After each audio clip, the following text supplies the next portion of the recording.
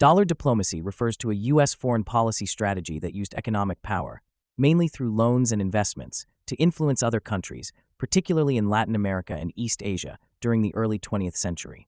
The idea was to promote American business interests abroad while stabilizing foreign economies and governments that aligned with U.S. interests. The term became popular during the presidency of William Howard Taft, 1909 to 1913. His administration believed that by encouraging American businesses to invest in foreign countries, the U.S. could achieve both economic and political goals without resorting to military intervention. The slogan could be summed up as, "Trade, not troops." Let's break it down with an example. Suppose the U.S. wanted to ensure stability in a Latin American country to prevent European powers from interfering there. Instead of sending troops, the U.S. government might encourage American banks to provide loans to that country's government. These loans could be used for infrastructure projects like railways, ports, or utilities, which would help the country grow economically.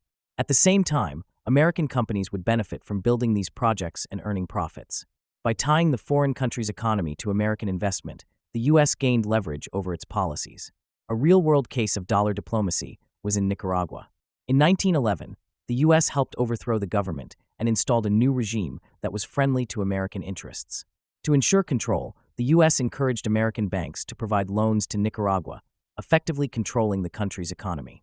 This protected U.S. business interests, such as controlling Nicaragua's railroads and its national bank.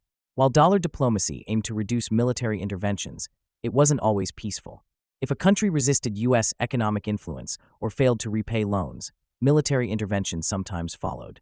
For example, in Nicaragua, U.S. troops were sent in multiple times to protect American investments and stabilize the government. Critics of dollar diplomacy argue that it prioritized American economic interests over the sovereignty and welfare of other nations. Many countries saw it as a form of economic imperialism, where the U.S. exploited their resources and infrastructure for profit while keeping them politically dependent.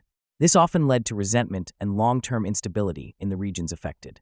On the other hand, supporters argued that it was a win-win strategy. By promoting economic development abroad, dollar diplomacy could create more stable governments and reduce the risk of conflict, while also opening new markets for American businesses.